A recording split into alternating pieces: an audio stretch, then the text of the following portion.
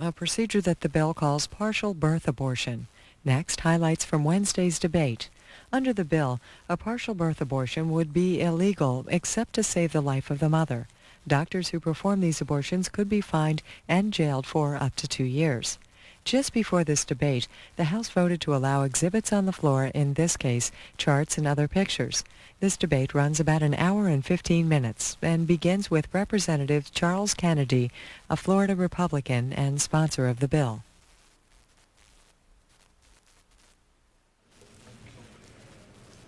Gentleman from Florida. Thank you, Mr. Chairman. Well, the attempt to further conceal the truth about this horrible procedure has failed, and I'm very grateful to my colleagues on both sides of the aisle who supported my right to display these charts and explain the reality of this procedure. This is partial birth abortion. Guided by ultrasound, the abortionist grabs the live baby's leg with forceps. The baby's leg is pulled into the birth canal. The abortionist delivers the baby's entire body except for the head. Then the abortionist jabs scissors into the baby's skull. The scissors are then opened to enlarge the hole in the baby's skull. The scissors are then removed and a suction catheter is inserted. The child's brains are sucked out, causing the skull to collapse so the delivery of the child can be completed.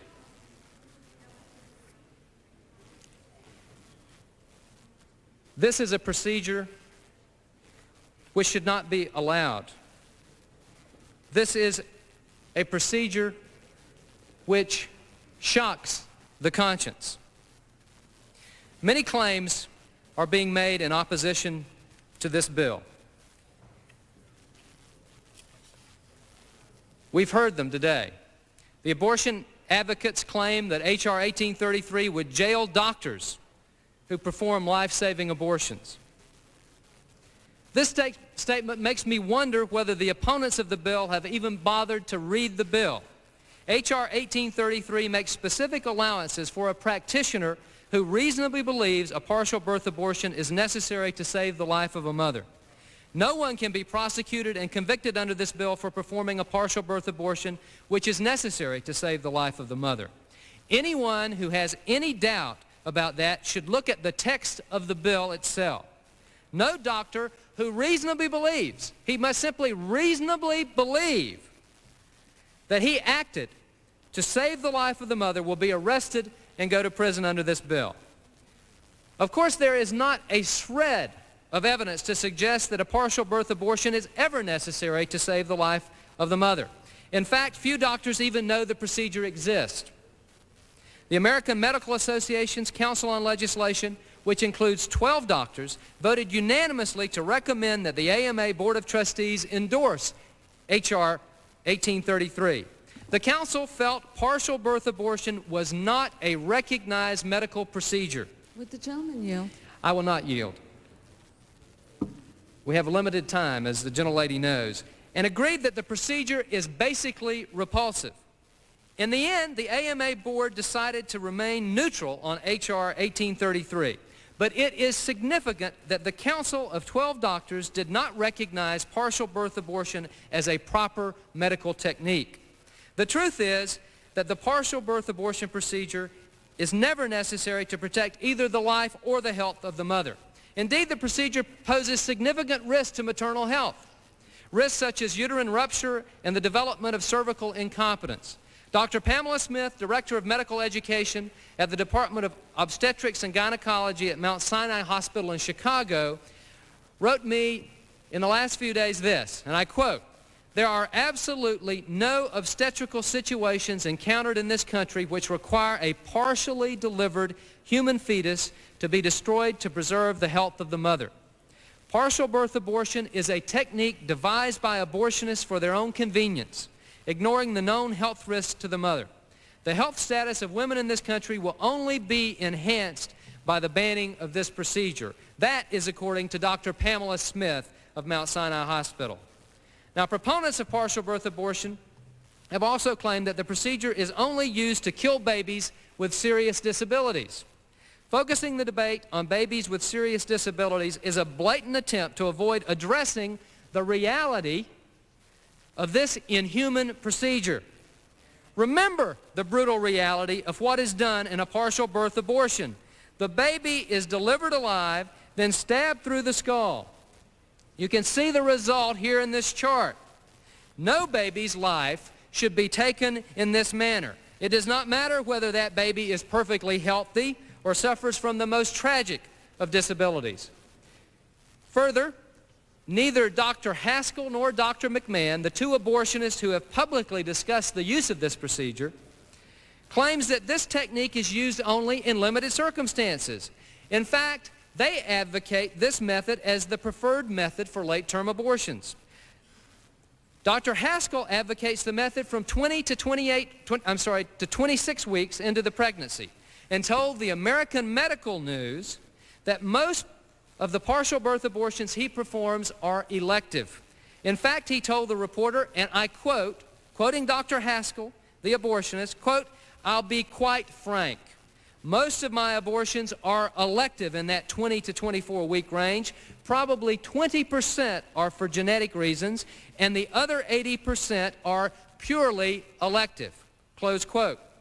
Dr. McMahon, the other abortionist that I referred to, uses the partial birth abortion method through the entire 40 weeks of pregnancy. He claims that most of the abortions he performs are non-elective, but his definition of non-elective is extremely broad. Dr. McMahon sent a letter to the Constitution Subcommittee in which he describes abortions performed because of a mother's youth or depression as non-elective. I do not believe that the American people support aborting babies using this method in the second and third trimesters because the mother is young or suffers from depression. Dr. McMahon also sent the subcommittee a graph which shows the percentage of, quote, flawed fetuses that he aborted using the partial birth abortion method. The graph shows that even at 26 weeks of gestation, half of the babies Dr. McMahon aborted were perfectly healthy, and many of the babies he described as flawed had conditions that were compatible with long life, either with or without a disability. For example, Dr. McMahon listed 9 partial birth abortions performed because the baby had a cleft lip. The National Abortion Federation, a group representing abortionists, has also recognized that partial birth abortions are performed for many reasons other than fetal abnormalities. In 1993, the National Abortion Federation counseled its members, and I quote, "Don't apologize, this is a legal procedure." They went on to state, "There are many reasons why women have late abortions: life endangerment, fetal indications, lack of money or health insurance, social, psychological crises, lack of knowledge about human reproduction, etc." Now the National Abortion Federation is emphasizing only one of those reasons. In fact, the National Abortion Federation sent members of Congress a letter with pictures of babies with severe disabilities, urging them to support the use of partial birth abortion. I find it offensive, extremely offensive, to suggest that taking a baby's life in the manner depicted in these charts is justified because that baby has abnormalities. Abnormalities do not make babies any less human or any less deserving of humane treatment. No baby's life should be taken in this manner. Abortion advocates are claiming that by banning partial birth abortion, we are mounting a direct attack on Roe versus Wade. Yet in Roe, the court explicitly rejected the argument that the right to an abortion is absolute and that a woman is entitled to terminate her pregnancy at whatever time, in whatever way, and for whatever reason she alone chooses. That's what the court said in Roe. Now, this is the question I would raise to my colleagues who support abortion on demand. Is there ever an instance when abortion or a particular type of abortion is inappropriate? The vehement opposition of abortion rights supporters to H.R. 1833 makes their answer to my question very clear. For them, there is never an instance when abortion is inappropriate. For them, the right to abortion is absolute, and the termination of an unborn child's life is acceptable at whatever time, for whatever reason, and in whatever way a woman or an abortionist chooses. Despite their relentless effort to misrepresent and confuse the issue, the opponents of this bill can no longer conceal the uncomfortable facts about this horrible procedure. The vote of the House a few moments ago decided that on the floor of the House the facts would be fully presented. The supporters of partial birth abortion seek to defend the indefensible. That's why they don't want the members of the House to see these charts. But today, the hard truth cries out against them. The ugly reality of partial birth abortion is revealed here in these drawings for everyone to see. To all of my colleagues, I say this: look at this drawing. Open your eyes wide and see what is being done to innocent, defenseless babies in America. What you see is an offense to the conscience of humankind. Put an end to this detestable practice. Vote in favor of H.R. 1833. Will the gentleman yield? Gentleman from Florida reserves the balance of his time. The gentlelady from Colorado is recognized for such time as she may consume. Mr. Chairman, first of all, I regret the gentleman from Florida would not yield so I could correct the numerous distortions and inaccuracies in his statement. I would ask unanimous consent to be able to do that in the record at this point.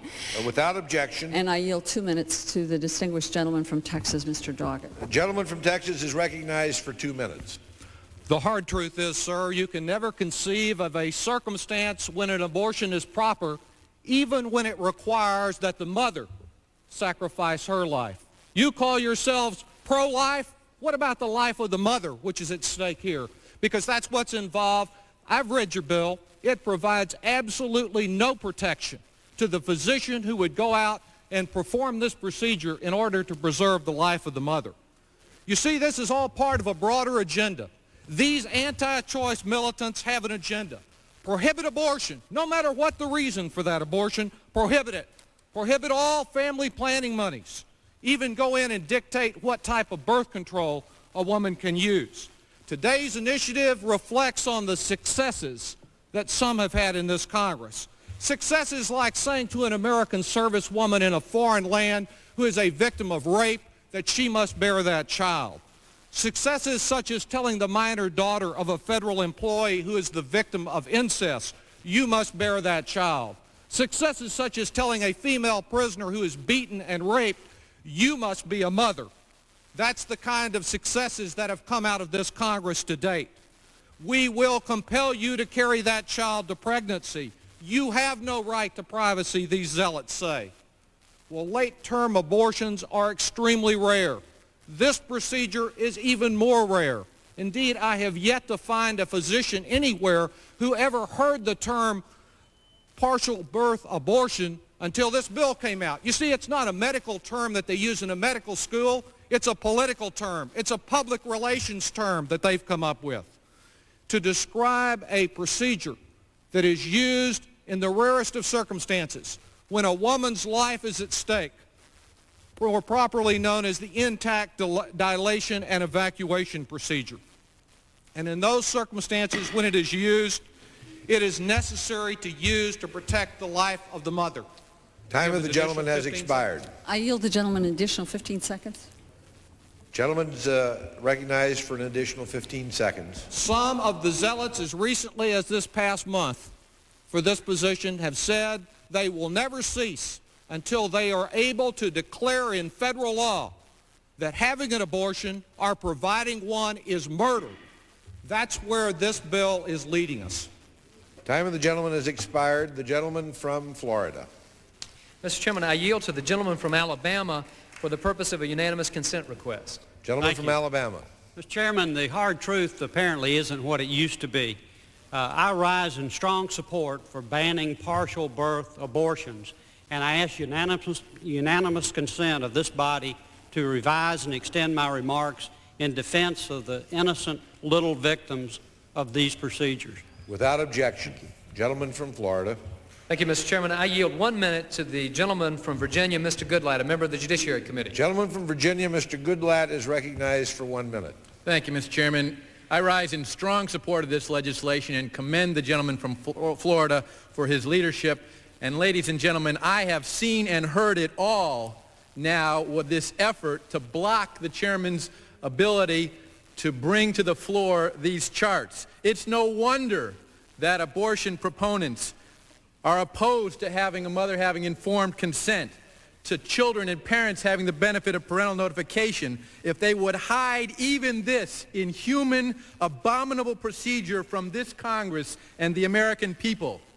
Perhaps it is shame on the part of those most dedicated abortion proponents who would cause a vote to block this information from being presented. Even they feel the shame that we as a society would allow a partial birth abortion. And by the way, those charts fully conform to this legislation. And by the way, this legislation fully protects the life of the mother. It is only the difference of 3 inches between full delivery and doing this same procedure, which would be murder, and this act. And I strongly support this legislation. Let's ban this procedure. Time of the gentleman has expired. The gentlelady from Colorado. Mr. Chairman, I yield 15 seconds to the gentleman from California, Mr. Bracero. Gentleman from California is recognized for 15 seconds.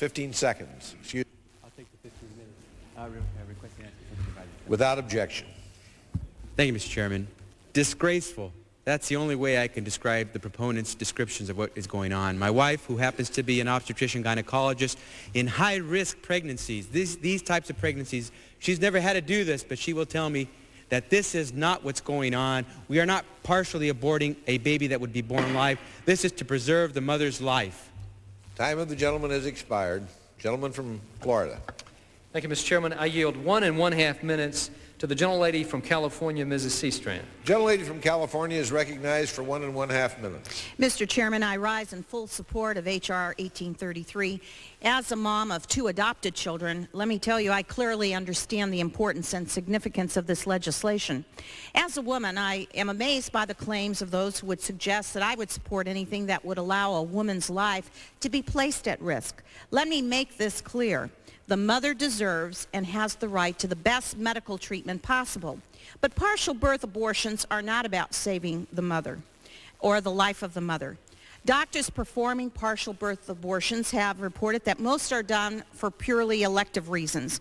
One doctor stated that he had performed 9 partial births because the baby had a cleft lip. A member of the American Medical Association's Council on Legislation stated recently that he felt this was not a recognized procedure, and other members of the council agree that the procedure is basically repulsive.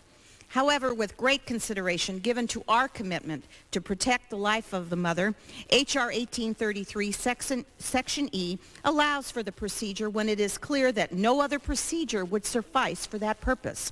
Incorrect information regarding this bill has been spread by those who want to disguise the cruelty of the so-called normal medical procedure. The fact is, nothing is normal or humane about extracting a baby's feet first, from the womb, through the birth canal until the head is exposed, thrusting scissors into the base of the baby's skull, and inserting a suction catheter to remove the brain. I ask my colleagues to support this legislation and end this procedure that is the ultimate of child abuse. Thank you. Time of the gentlelady has expired. The gentlelady from Colorado. Mr. Chairman, at this time I yield 3 minutes to the distinguished gentlewoman from Connecticut, Ms. Johnson. Gentlelady from Connecticut, Ms. Johnson, is recognized for 3 minutes. Without objection. I rise in firm opposition to this bill and remind my colleagues that late-term abortions are in fact legal only in very exceptional circumstances. And I ask you to ask yourself this question. If your daughter and son-in-law or your son and daughter-in-law were faced with the extraordinary tragedy of discovering extreme fetal deformity late in pregnancy or a life-threatening development with abortion being the only alternative, would you want her to have available the procedure that was least life-threatening most protective of her future reproductive capability, and most respectful of the fetus and the need of the parents-to-be and their living children to mourn this eagerly anticipated child. This debate is not about the grossness of reducing the circumference of a fatally deformed fetus's head to allow vaginal delivery. It is about women facing terrible tragedy and their right to have the safest appropriate medical treatment. I am truly appalled at the flipness with which the proponents of this bill suggest she can have a cesarean. It's almost criminal. Women die every year of the complications of cesarean sections. C-sections have 4 times the fatality rate of vaginal births. Why? Why would you ask your daughter to shoulder this small but real risk of death for a fetus with no potential of life? We're talking about extreme deformity. I am not going to keep this up here because I don't want children watching. I don't want people to have to be burdened with the terrible anguish and tragedy we're talking about when we say extreme deformity that prevents life. That's what these families are facing.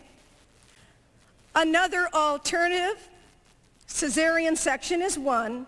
The only other alternative to this kind of vaginal delivery, through which you do use a needle to reduce the circumference of the head so that the delivery can take place, the only other alternative is the old traditional alternative, that this alternative was developed in order to avoid the terrible dangers to a woman's reproductive health and to her life that the other method posed.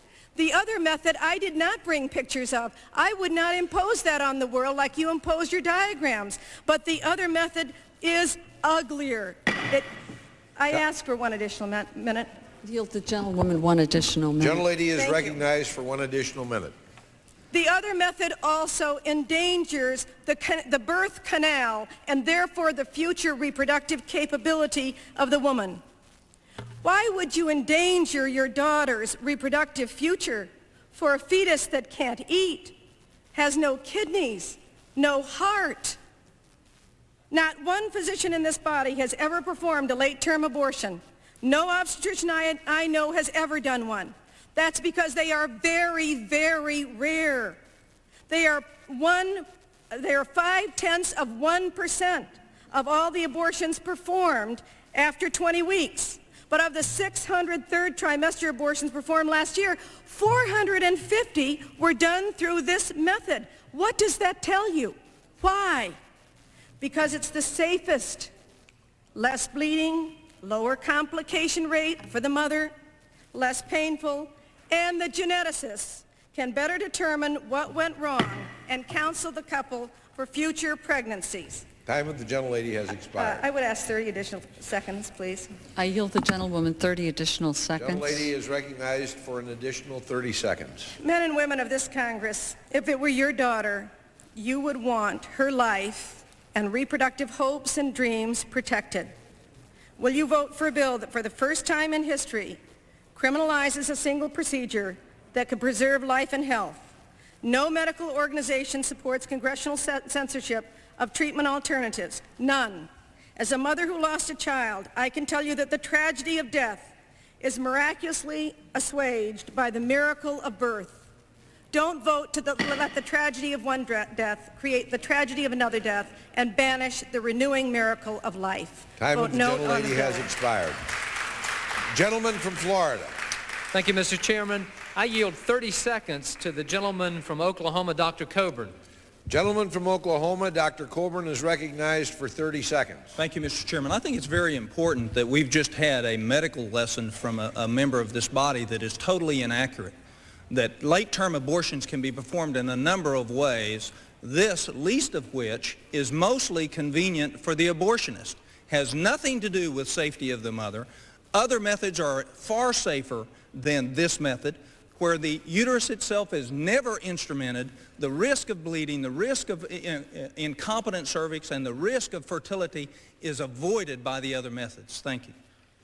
Time of the gentleman has expired. The gentlelady from Colorado. Mr. Chairman, I yield to the gentlewoman from California for unanimous consent request. Gentlelady from California.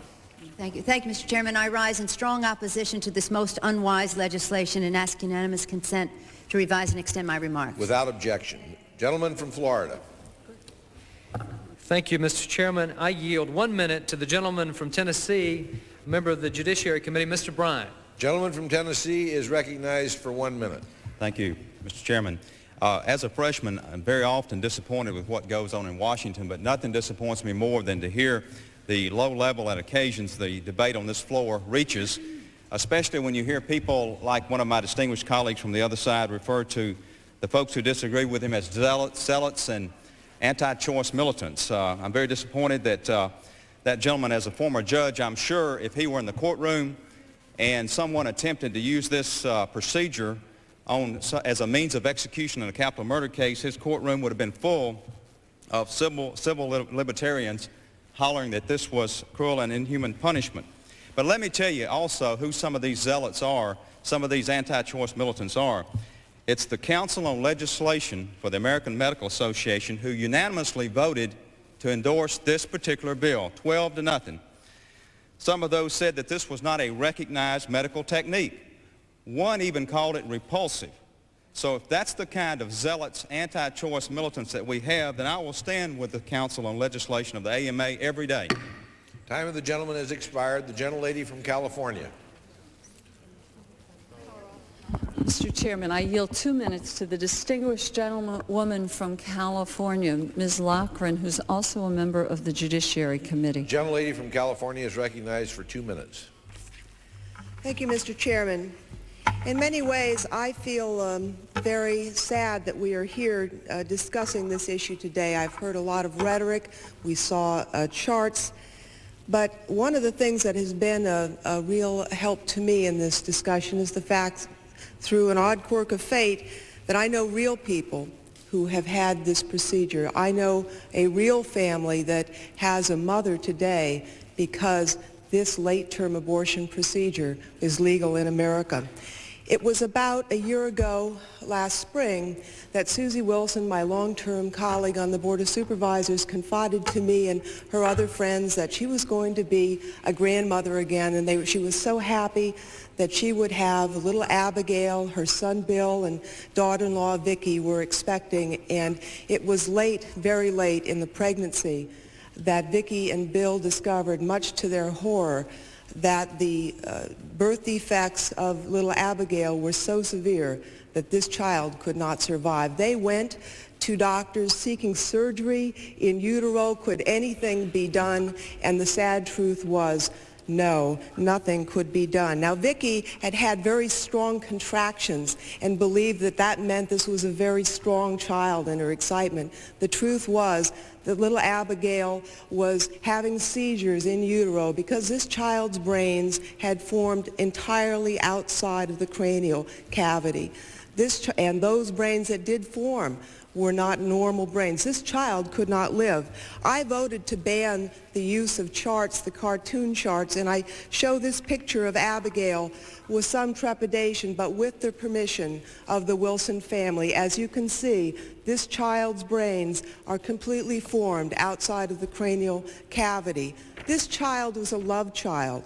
The Wilson family is raising money in Abigail's memory for a playground in their hometown. The fact that Abigail had, Mr. Chairman, I ask for an additional minute.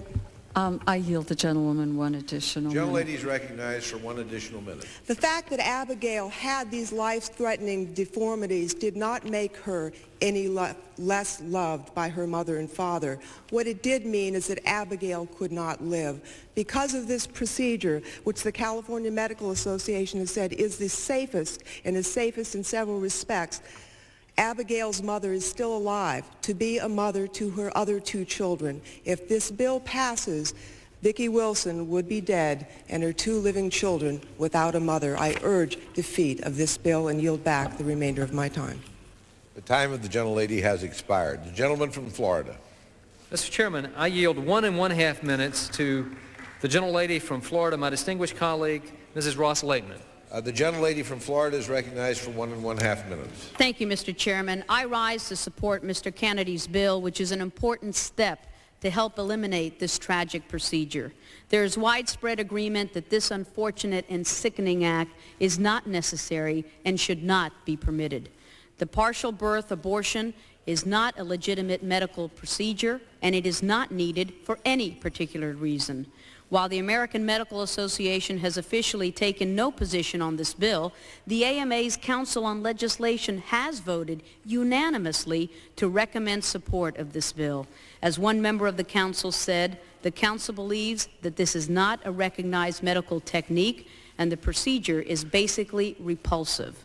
Listen to the words of a registered nurse who has witnessed partial birth abortions.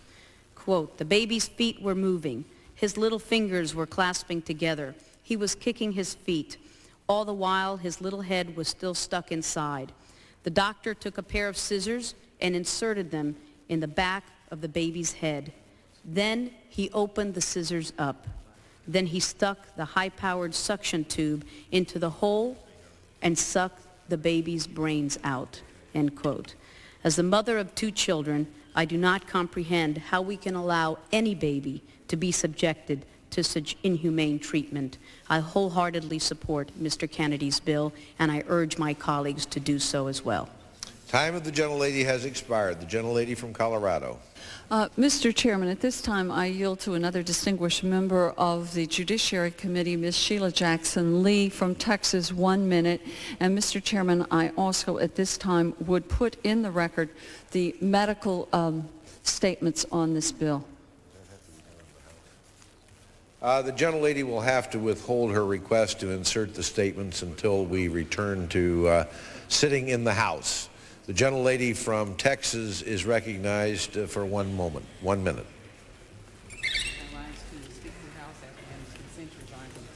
Without objection. This is so very tough. It's grueling.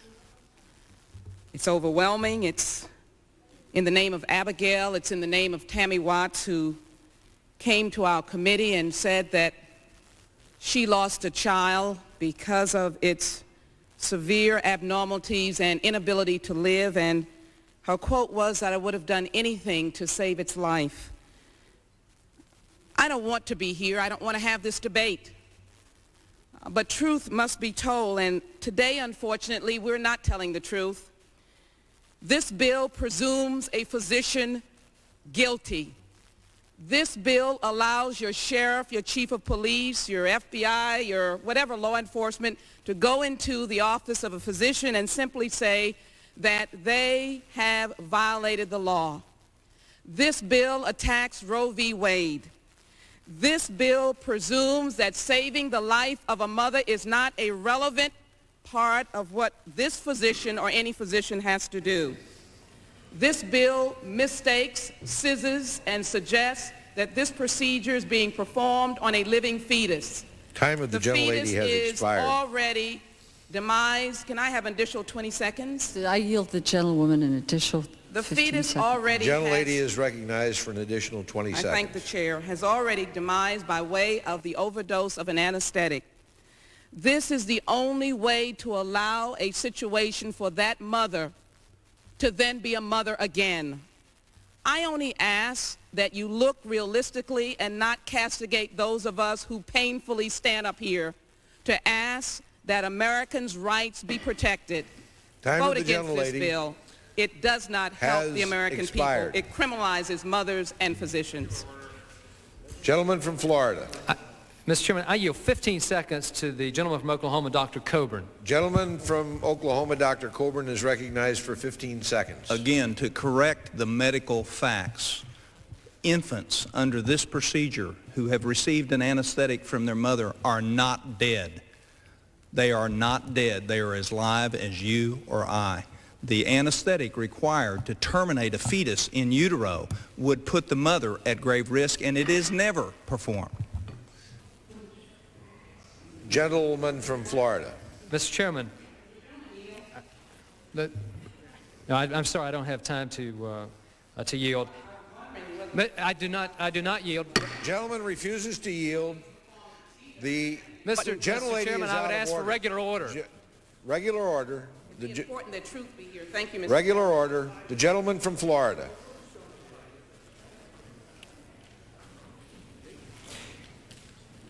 Mr. Chairman, I would yield 1 minute to the gentleman from Indiana, Mr. Romer. Gentleman from Indiana, Mr. Romer, is recognized for 1 minute. Mr. Chairman, I rise in support of this bill as a pro-life Democrat, not only concerned as we're talking about the process of birth today, but the cycle of life for our nation's children. What are we talking about today with partial birth abortions? On page 5 in this bill, we define this as meaning an abortion in which the person performing the abortion partially delivers a living fetus before killing the fetus and completing the delivery. I would encourage my colleagues to pay careful attention to that. Delivers a living fetus before killing the fetus. Now, we have had disagreements on this floor before about states' rights and restricting abortion and health care plans. This debate today is about a gruesome and repulsive medical technique that we should act on in a bipartisan way to ban on this House floor. This is not a vote that should divide men and women or Democrats from Republicans. This is a vote to ban a procedure that is not proper, that is not ethical, and that is inhumane to children. Time of the gentleman has expired. The gentlelady from Colorado. Mr. Chairman, I yield at this time 2 minutes to the gentleman from Massachusetts, a distinguished member of the Judiciary Committee. The gentleman from Massachusetts is recognized for 2 minutes. Mr. Chairman, first, let's underline again the outrage of bringing up this bill under an absolutely closed rule. No one was allowed to offer an amendment to explicitly allow for the protection of the life or serious health of the mother, except in a convoluted way in this bill. It gets only an hour of debate. I have rarely seen so important a subject so shabbily treated procedurally. Secondly, this once again shows the great gap that exists between the Republicans' profession about states' rights, and the reality. This bill makes criminal procedures which the states could make criminal, presumably if they wanted to or not. What this bill says is you states aren't smart enough. You don't care enough about these children. We, the federal government, will step in. Now, it does try to deal with that. It says this only involves abortions as crimes which are in or affect interstate or foreign commerce. Now, how does the woman know that she's in foreign commerce or interstate commerce? Is her head in Canada and her feet in Detroit? What kind of nonsense are we talking about? What they are is embarrassed that they are so blatantly preempting the states because they know how much it differs with what they profess. So it says we'll make it a criminal procedure if you happen to be in interstate commerce. It also has a supposed defense if you are worried about the life of the mother, but it becomes a defense that the doctor has to prove. To avoid a criminal proceeding here, a doctor will have to show that he wasn't in interstate commerce. Nothing in here tells the doctor to know whether he's in interstate commerce or not. Secondly, the doctor would have to show, he would have the burden of proof before the jury to show that he was trying to save the woman's life. So obviously, it will keep people from doing it. This obviously, once again, shows that all that you hear about states' rights is just cover. When they think the states are wrong, they will preempt the states. This is a disrespectful bill towards states' rights as well as towards the rights of women. Time of the gentleman has expired. The gentleman from Florida. Mr. Chairman, I would inquire of the chair as to the remaining time on each side. The gentleman from Florida has 11 minutes and 15 seconds remaining, and the gentlelady from Colorado has 17 minutes and 10 seconds remaining. Does the gentlelady from California wish to yield? From Colorado. I would yield 30 seconds to the gentleman from California. Gentleman from California is recognized For 30 seconds. Thank you, Mr. Chairman. I want to follow up on asking my colleagues to look at the bill. You've been looking at a lot of pictures today, but look at the bill. You're lawmakers. That's what you were sent here to do. This law says whoever performs a partial birth abortion. Now, what is a partial birth abortion? There's no medical description of that. We're making that up today. Whoever performs it shall be fined or imprisoned for not more than 2 years, or both. This is a bad law. You need to vote it down because we didn't pass the rule to allow for a good debate and good amendments. Thank you. Time of the gentleman has expired. Gentlelady from California wish to yield further time? Colorado, sir. I'm sorry, Colorado. I yield for unanimous consent request to the gentleman from Washington. Gentleman from Washington. Mr. Chairman, I ask unanimous consent to enter my remarks in the record as in opposition to this terrible, terrible bill. Without objection. Gentlelady from Colorado. Mr. Chairman, then at this time I yield to the gentlewoman from New York, Ms. Lowy, 2 minutes. Gentlelady from New York is recognized for 2 minutes. Thank you, Mr. Speaker.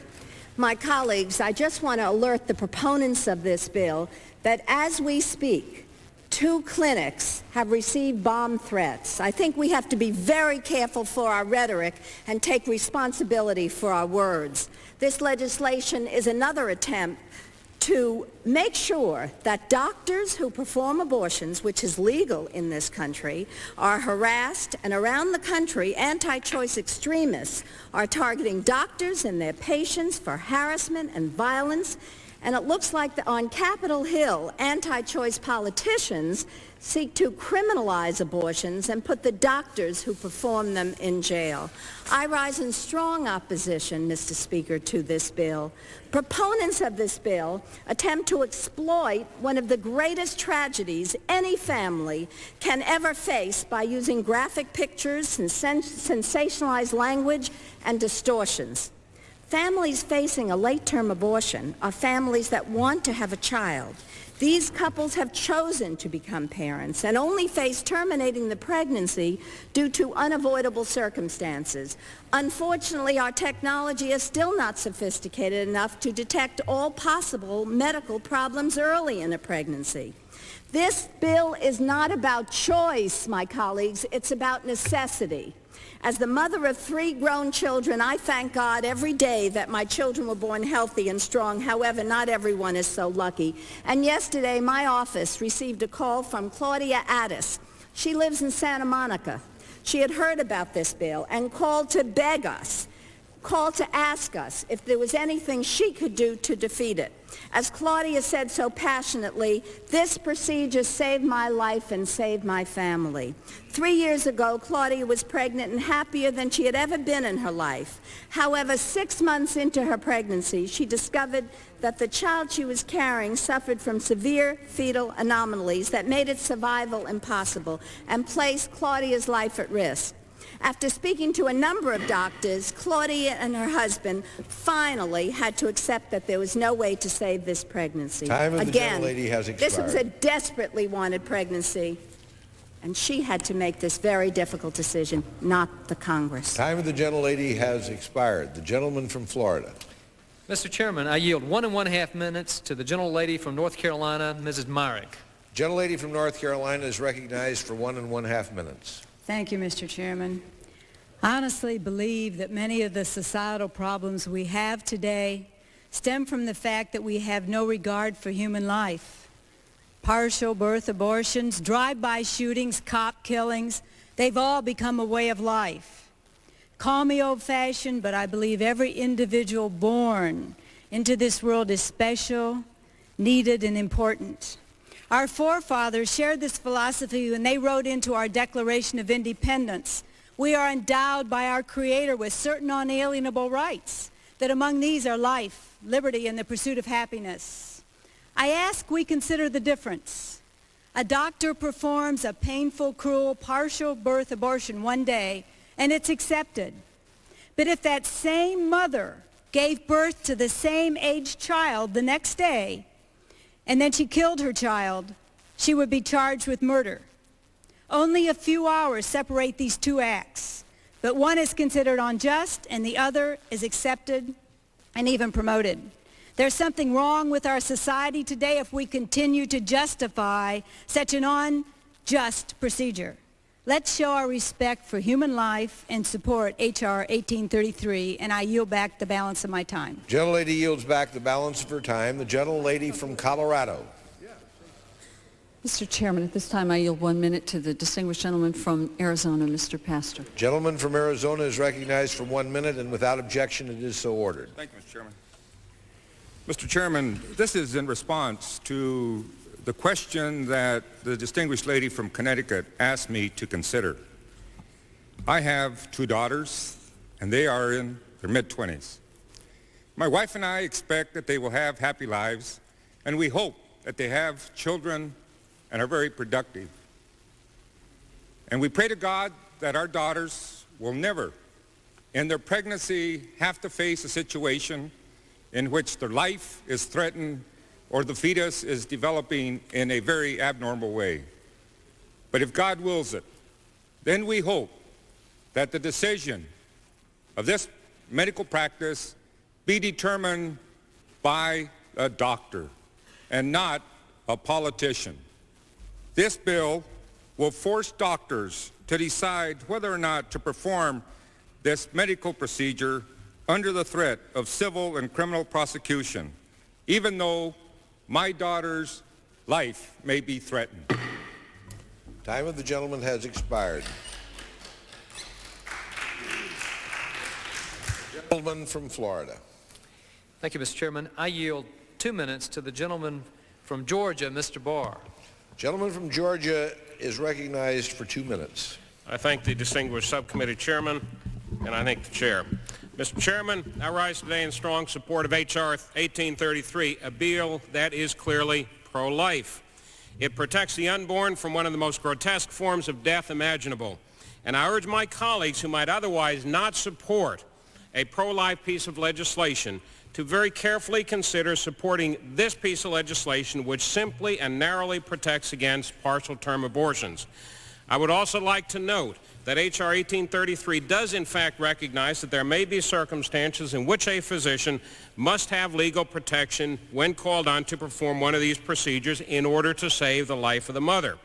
While I do not believe there is evidence to suggest a partial birth abortion would be necessary to save the mother's life, let me be clear, and the legislation is equally clear, if this procedure is ever needed for this reason, H.R. 1833 grants a defense to the physician performing it. Section E of the bill does this. Would the gentleman As a yield? former prosecutor, I know it is not uncommon in the area of criminal law to provide an exception to a general prohibition in the form of a defense. For example, we have a general rule against homicide, but an exception to this general rule is carved out for those who are forced to kill another human being in order to defend themselves. We commonly call this exception self-defense. So in H.R. 1833, we allow a partial birth abortion to be performed if it is necessary to save a mother's life. There are more than 30 affirmative defenses in federal law. These defenses share a common thread. The evidence for the defense is under the control of the defendant, and the defendant has special knowledge of the facts which establish the defense. The practitioner who has performed a partial birth abortion and claims that he performed it in order to save the life of the mother has the specific knowledge of the circumstances which surrounded his action and has complete control of the evidence to show why he used this method of abortion. There is simply no reason to oppose this narrow piece of legislation to protect our children. Thank you. Gentlelady from Colorado. Mr. Chairman, I just add to the record, please read page 6 of the bill, where on the affirmative defense, it's only after the doctor has been arrested. The gentlelady yielding time to herself. I am yielding time to myself, however much I use, and on page 6 it says the doctor must also prove no other procedure would suffice. Not that it's the best, but none would suffice. So I would like to counter what the gentleman has just said on the floor. Let me now yield to the distinguished gentlewoman from New York, Ms. Slaughter, 1 minute. Gentlelady from New York is recognized for 1 minute. I ask unanimous consent to revise and extend my remarks. Without objection. Mr. Chairman, I am absolutely panicked and concerned today that a majority of this House believes that a young pregnant woman has no right to life. Her health status, her family's wishes have nothing to say here. It is simply that we will do everything we can to preserve a fetus which, on the face of it, has no chance at life itself. Remember that a third trimester abortion is a medically necessary abortion to start with. The law specifies that. It has already been determined that the fetus will not live, cannot survive birth, or that the mother's life is in severe danger.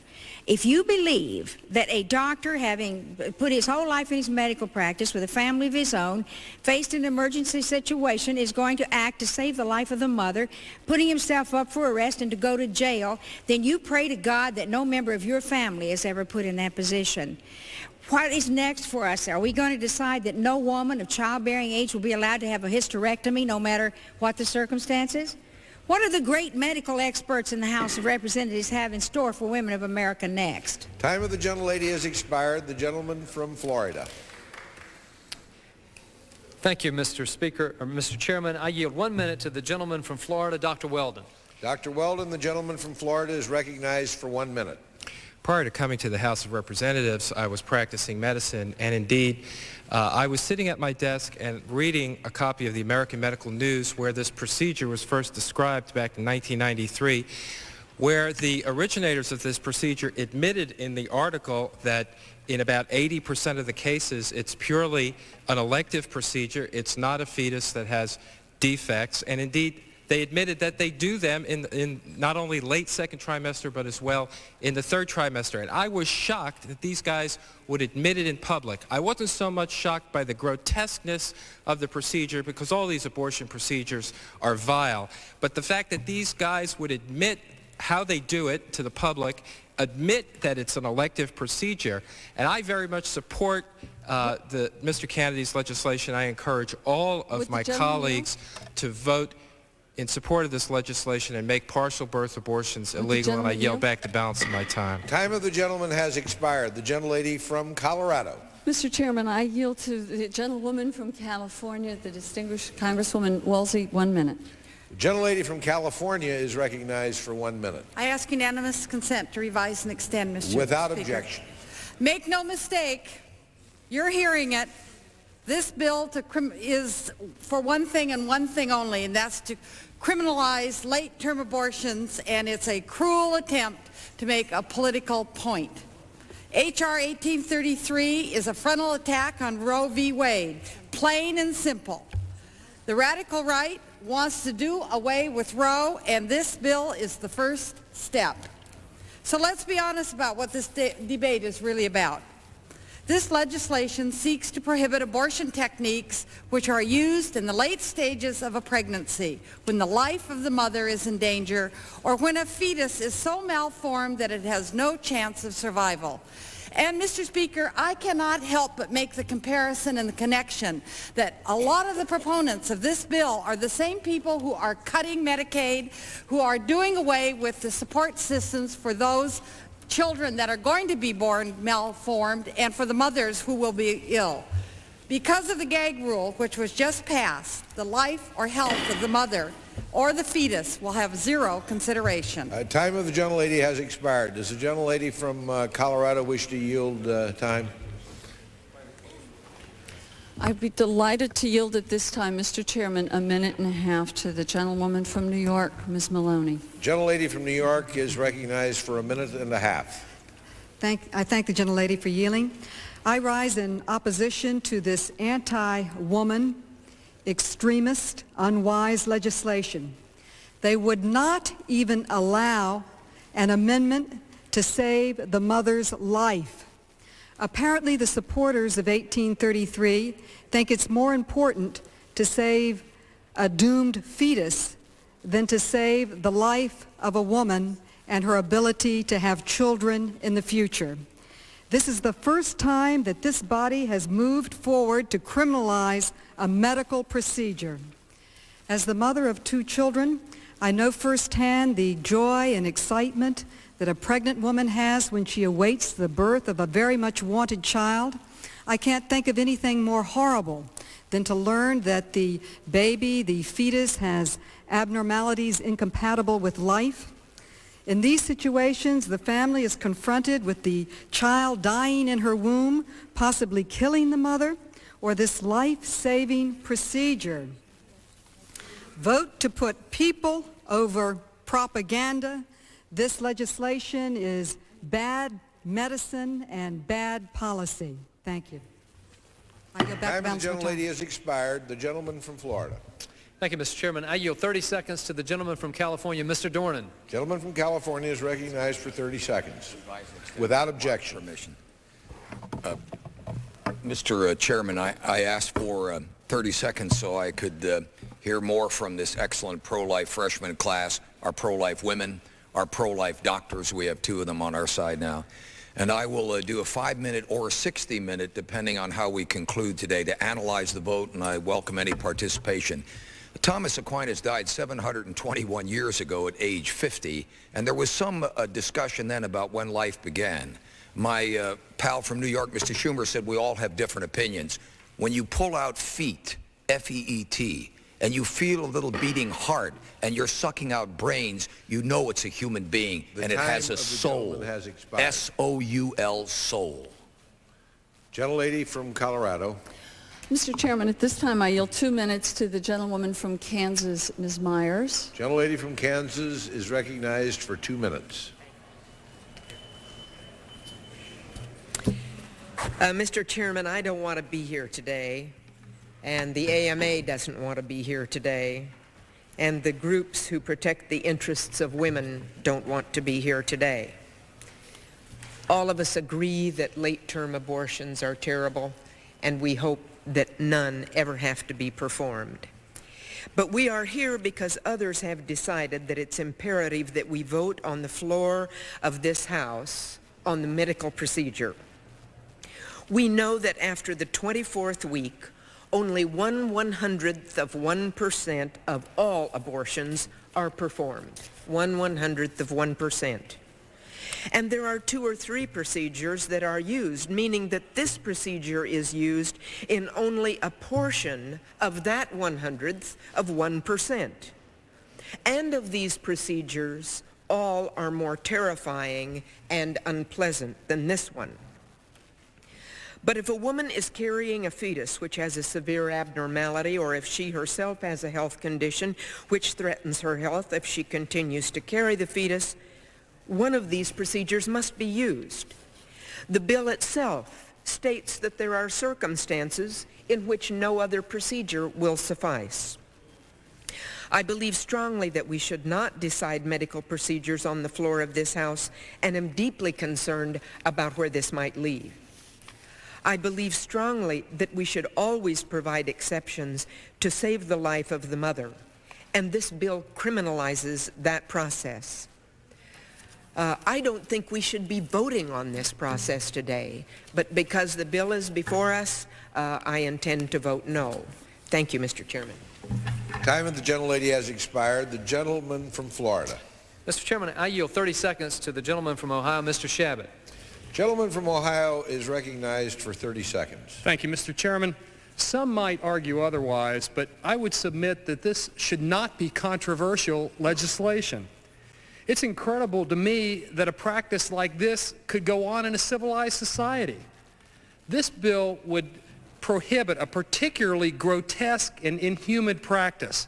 A partial birth abortion is literally the killing in a most brutal fashion of a late-term baby.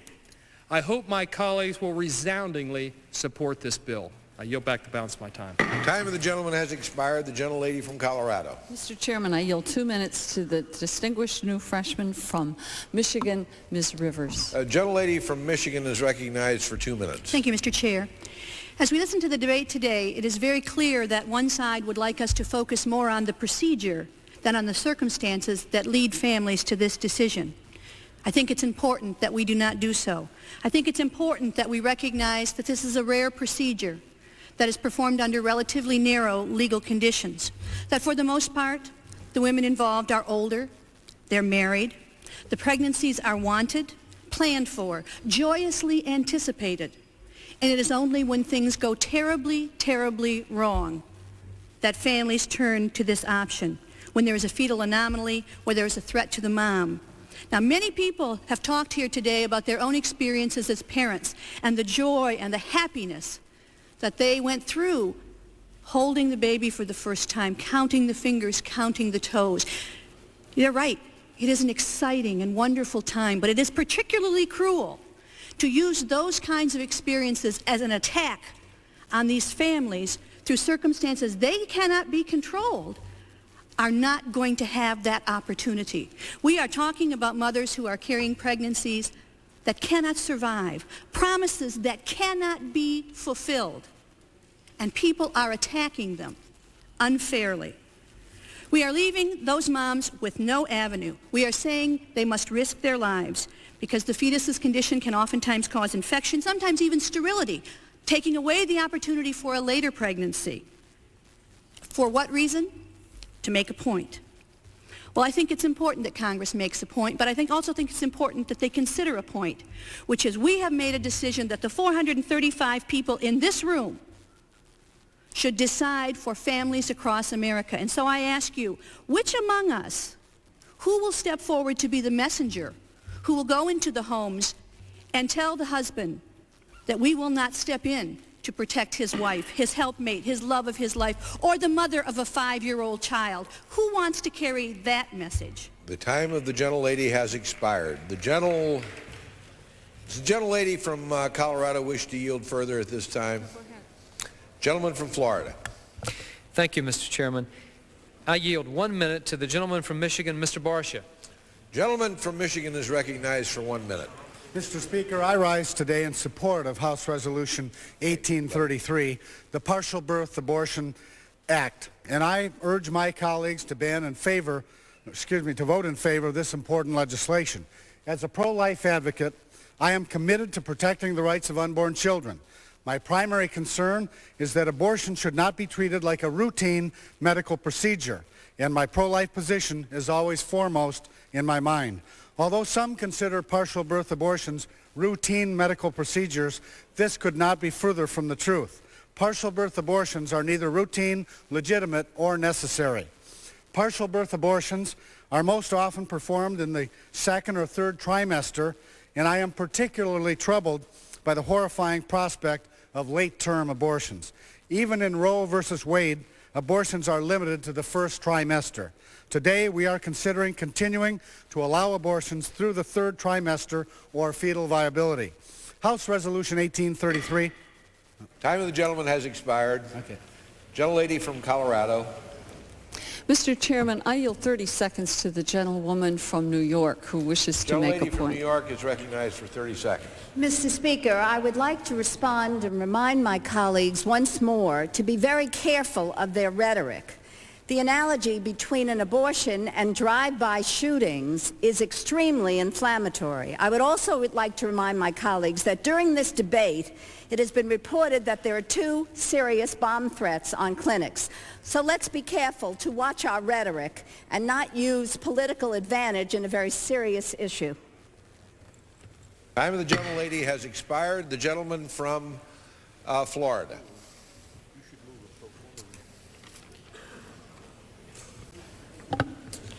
Thank you, Mr. Chairman. I yield 30 seconds to the gentleman from South Carolina, Mr. Inglis. Gentleman from South Carolina is recognized for 30 seconds.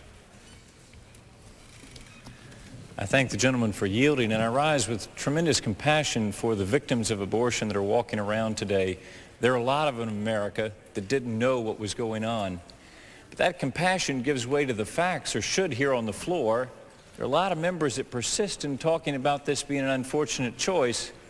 But 80%, according to published reports, 80% of these abortions are done in an elective manner. Surely the facts will come out on this floor, and surely we can vote in support of this very excellent piece of legislation that will ban this procedure. The time of the gentleman has expired. The gentlelady from Colorado.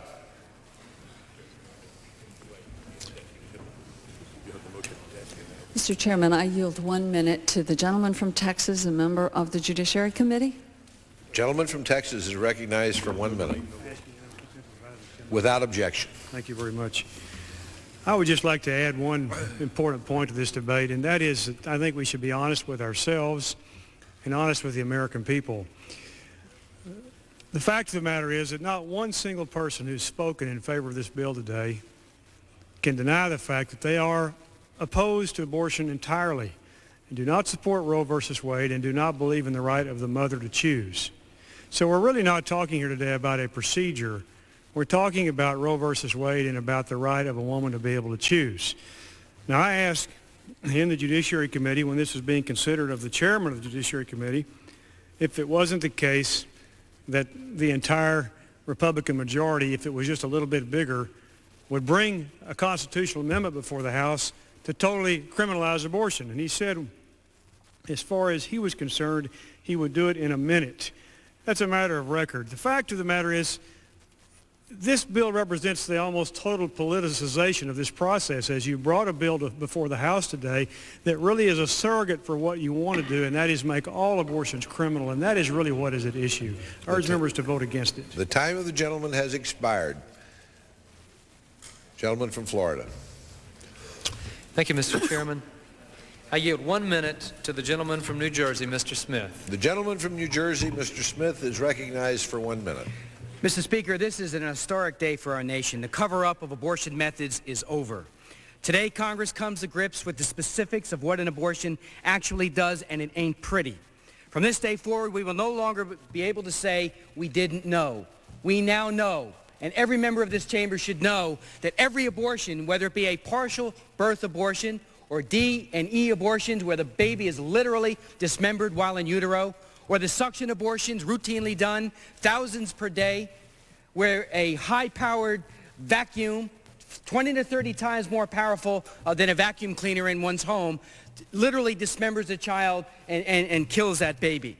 This is all about human rights for children, and it's about preserving and protecting the right to life of baby girls and baby boys. Somebody said this is anti-woman. Half of those little infants that are killed are baby girls. Let's not ever forget that. And then again, let's also remember, too, and remember what Dr. Haskell himself has said, and I'd like to repeat it very briefly, that the surgeon forces the scissors into the base of the skull.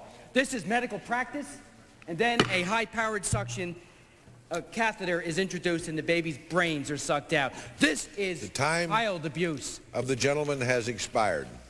The gentlelady from Colorado. Mr. Chairman, I yield 1 minute to the distinguished gentleman from New York, a member of the Judiciary Committee, Mr. Schumer. Gentleman from New York is recognized for 1 minute and without objection. Thank you. And I'd like to address my comments to those who might be for this bill. You know, the great debate on abortion is, of course, it all boils down to when do you think life begins? And those who are pro-life fervently believe, and I respect it, that life begins at conception. Others of us do not believe that, and we believe ultimately that the choice ought not be made by the government, but ought to be made by each individual convening with his or her maker. But even if you believe that life begins at conception, why did you prohibit an amendment dealing with life of the mother? If it's the life of the mother versus the life of the child, why does this legislation impose the fact that it must be the life of the child that takes precedent over the life of the mother? That is what the bill does, plain and simple. And if you were so sure it didn't, you wouldn't have prohibited us in the rule from having a clause in the bill that says that if the life of the mother is at stake, the choice should be between the woman and her doctor. That is the hypocrisy of this legislation. Time of the gentleman has expired. The gentleman from Florida. Thank you, Mr. Chairman. I yield 1 minute to the gentleman from Oklahoma, Dr. Coburn. Gentleman from Oklahoma, Dr. Coburn, is recognized for 1 minute. Thank you, Mr. Chairman. This bill in no way limits the ability of a doctor to care for a woman whose life is at risk with a late-term pregnancy.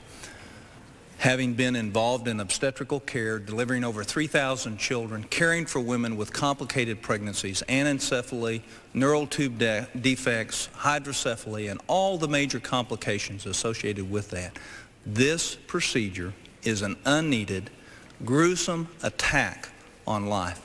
May God forgive this nation for what we allow in terms of procedures to be performed on our unborn children. I yield back. Time of the gentleman has expired. The gentlelady from Colorado.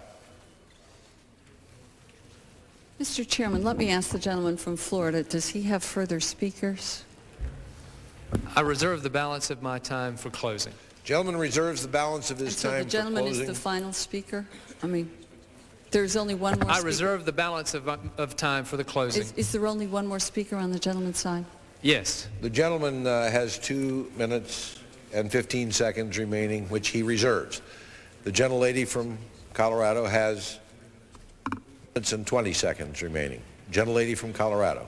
Then, Mr. Chairman, I yield myself the remaining time. The gentlelady is recognized for as much time as she may consume. Mr. Chairman, I am not a doctor, but I am a lawyer, I am a mother, I've been married 33 years. I think I belong in the Marriage Hall of Fame, and I will put up my family values against anyone.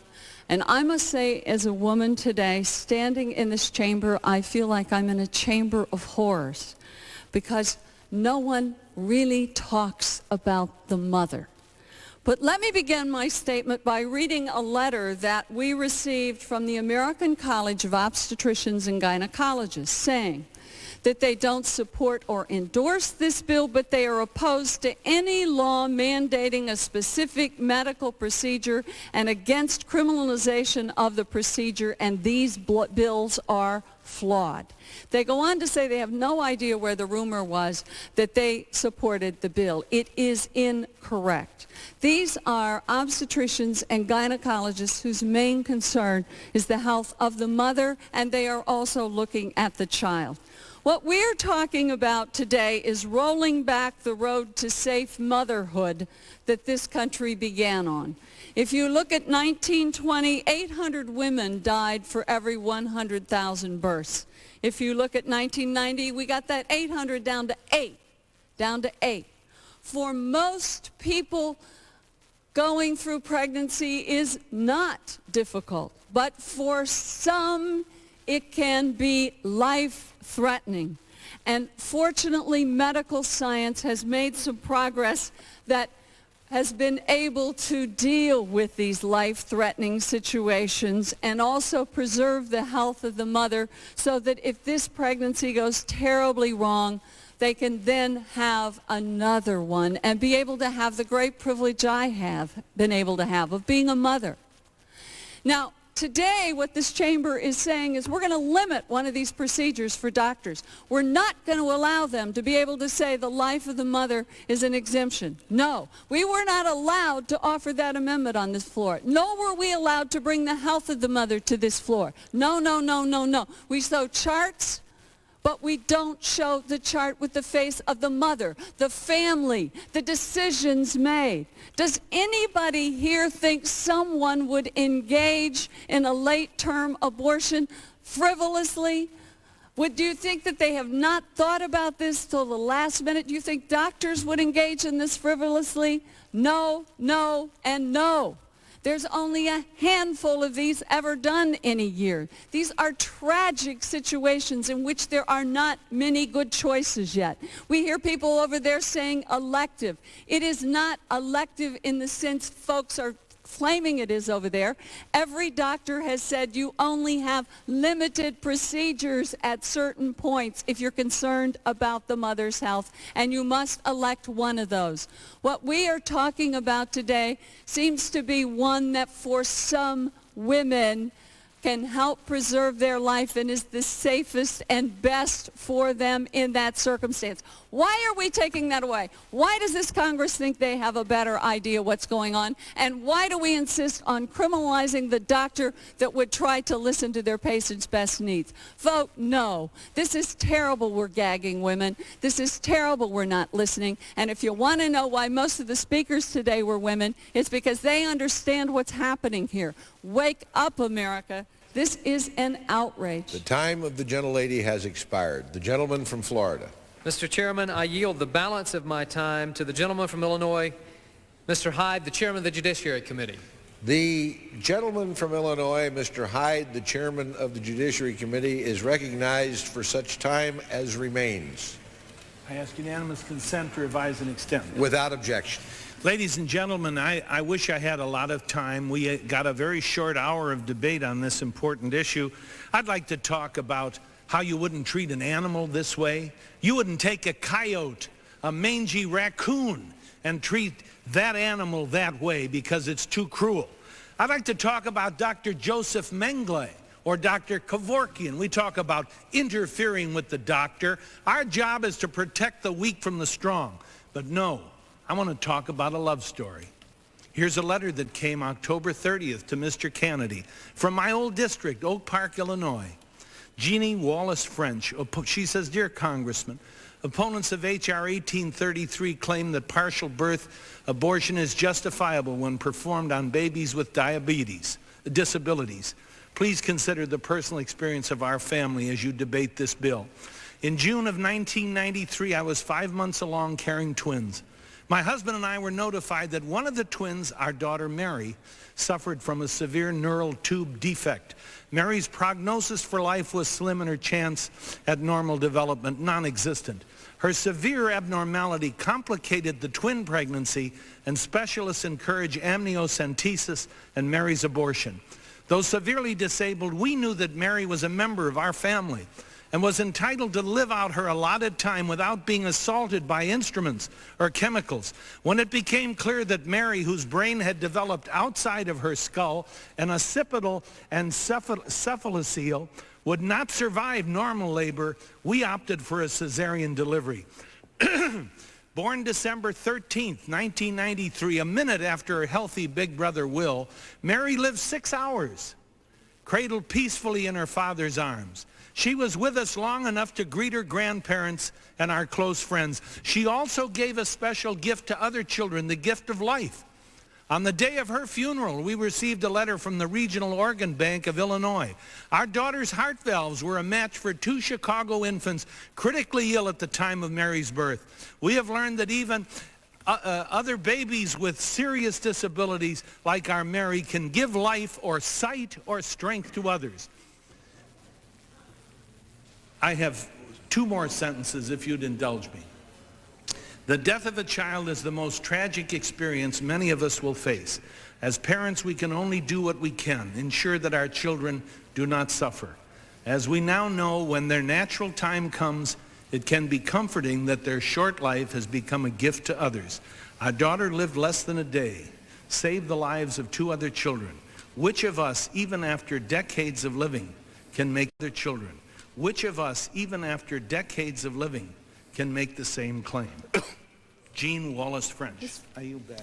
The chair will state to the gentlelady that he was as generous with the gavel as it applied to her as I was to the gentleman Mr. Chairman, from if Illinois. I just might say, I thought that was a moving letter, but I also must say I don't think we should mandate one's choice on everybody else in this Congress.